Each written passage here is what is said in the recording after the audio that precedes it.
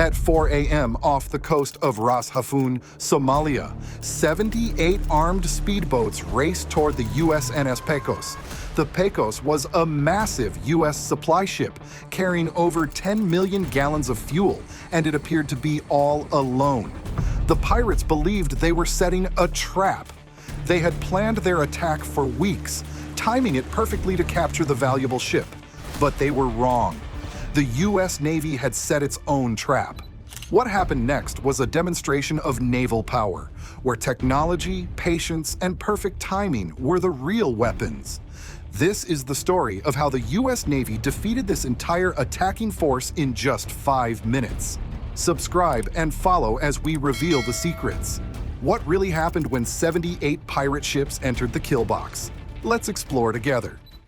At 2:43 a.m., the sea was pitch black. The USNS Pecos was moving slowly, about 38 miles from shore. The ship was running dark. It sent out no radar signals, had no visible escort ships, and no planes could be seen overhead. On its deck, it carried fuel and supplies for a U.S. aircraft carrier group. To the pirates watching from the coast, the Pecos looked like the perfect prize. It was a huge, valuable target that seemed completely unprotected. Capturing it would be worth tens of millions of dollars. And the pirates were ready. For 3 weeks, U.S. intelligence had been watching strange activity on the Somali coast. Fishing spots were being turned into secret bases. Speedboats were being given stronger hulls, new engines, and heavy weapons, including machine guns and RPG launchers.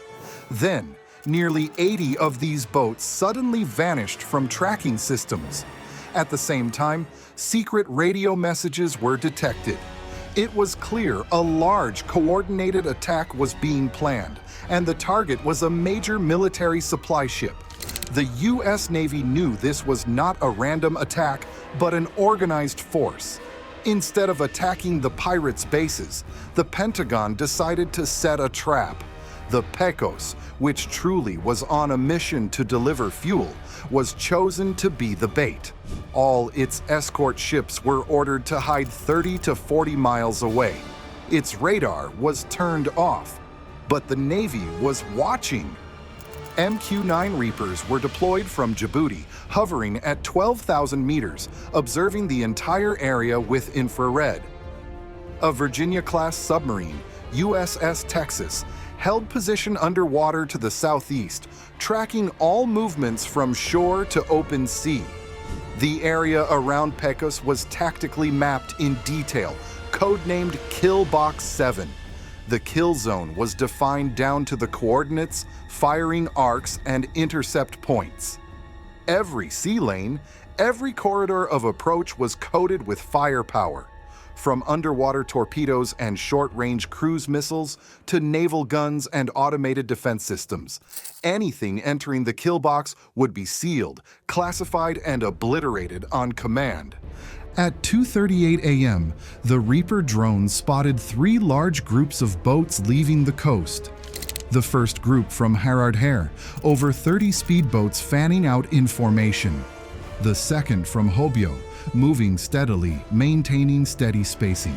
The third from north of Isle, closing in at 43 to 45 knots, all without tracking signals, no radio, no warnings.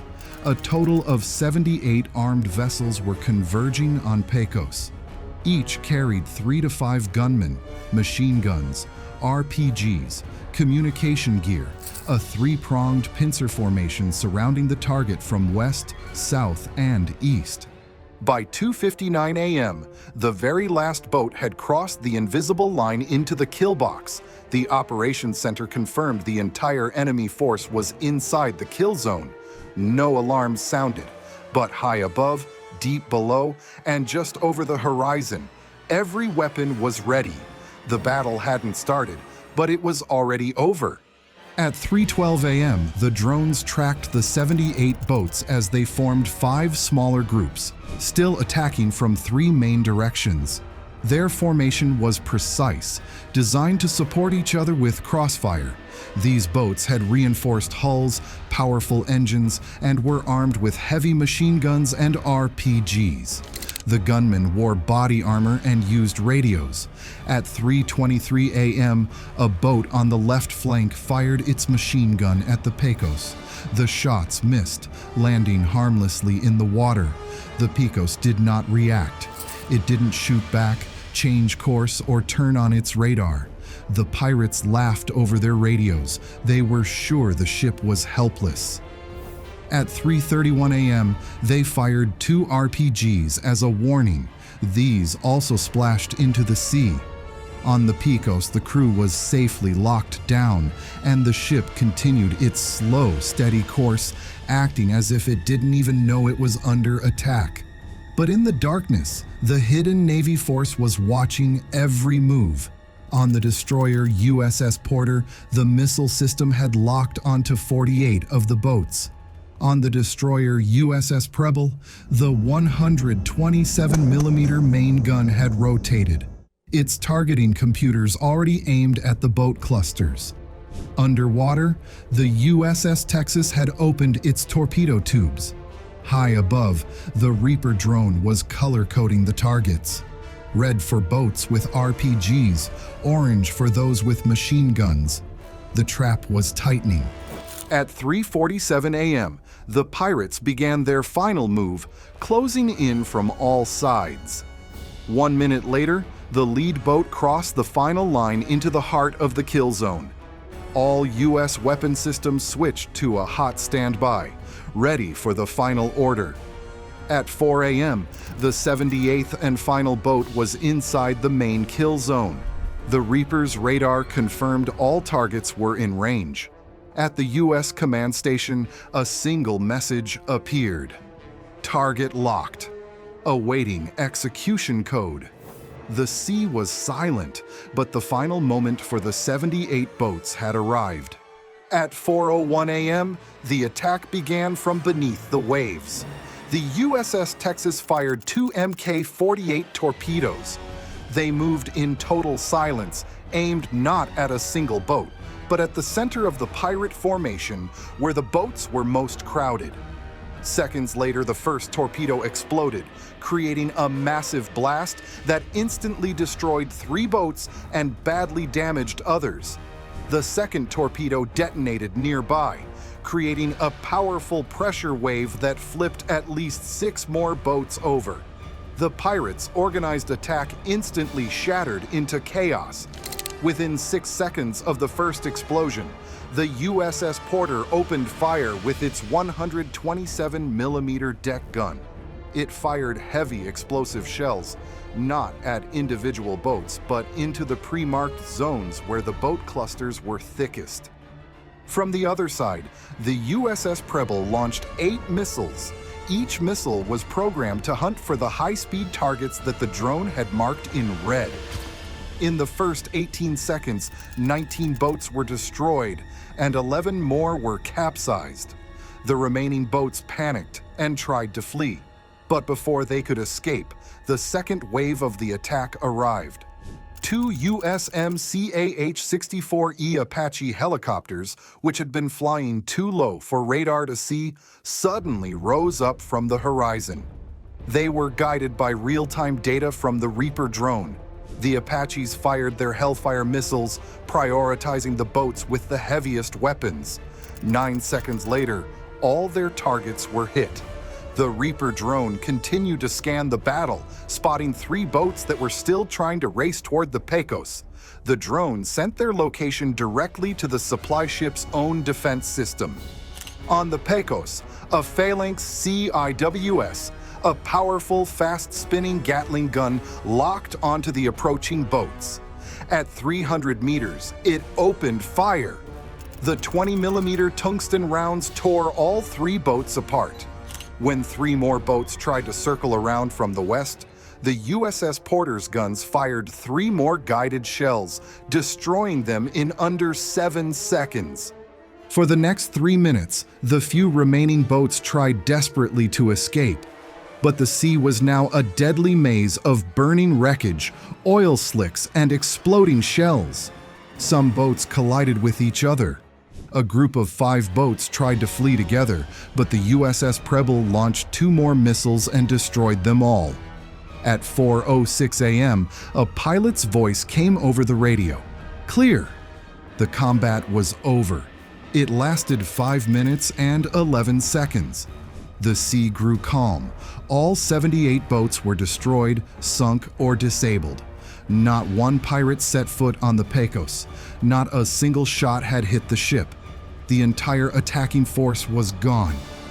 At 4:48 a.m., smoke still rose from the water. The Reaper drone circled above, recording the scene. The kill box was now a floating graveyard of charred hulls and debris. The final report was sent to command. 74 speedboats were completely destroyed. 4 were captured, found drifting and heavily damaged. It was estimated that between 280 and 300 gunmen had been killed in under 6 minutes. Throughout the battle, not a single American was injured. The ambush had worked exactly as planned. Search teams from the destroyers moved in to recover equipment from the wreckage. They found radios, hard drives, and communication gear. The data they recovered showed that this was a large-scale operation with financial links in Somalia, Yemen, and Sudan. The pirate force was supplied from a logistics base near Garikad, Somalia. A drone was sent to fly over the base and confirmed it held warehouses, fuel reserves, and antennas. Within 3 hours, a new operation, Sweep and Silence, was approved. Its mission was to hunt down and dismantle the entire pirate network, from its leaders to its suppliers. The battle at sea was over, but the shadow war against the network behind it had just begun.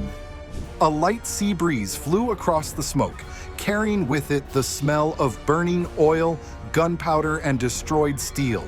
In the skies, the MQ-9 Reaper made its final orbit before returning from the location of the mission. Underneath, torpedo tubes were locked, and the Virginia-class submarine slipped deeper east. All fire systems went back to safe mode. No rounds stayed chambered, no alarm erupted. The battle was over. A massive naval ambush, planned in silence, taken on in stealth, and completed in precisely 5 minutes and 11 seconds. No Americans came on shore, no infantry, no preemptive airstrikes, just patience, precision, and synchronization. The enemy believed they were the hunters, but immediately the first boat crossed the kill box boundary, they fell into a trap and became the prey. Every coordinate they passed, every approach they used, every signal they sent, all calculated days in advance. And when the moment arrived, the killing blow was delivered without any mistakes. This was a stark demonstration of modern warfare's nature. No longer a battle between men, but a symphony of intelligence, technology, firepower, and absolute understanding of timing. The U.S. Navy didn't need to open fire first. They just needed the right moment. And at the chosen time, the strike destroyed all threats in minutes. USNS Pecos remained unharmed. The enemy's attack was completely obliterated. American warships with any casualties, and the sea, even if for a moment, temporarily returned to peace. But the message was clear. Any force daring to probe, threaten, or dream of disrupting America's core maritime routes should get to know one thing. The ocean is not a place to test luck, and if they proceed, the price will be paid in iron, fire, and silence. If you think this battle deserves to be known, let others know in the comments. If you enjoyed this, hit like and subscribe for more in-depth battlefield analysis. See you in the next battle.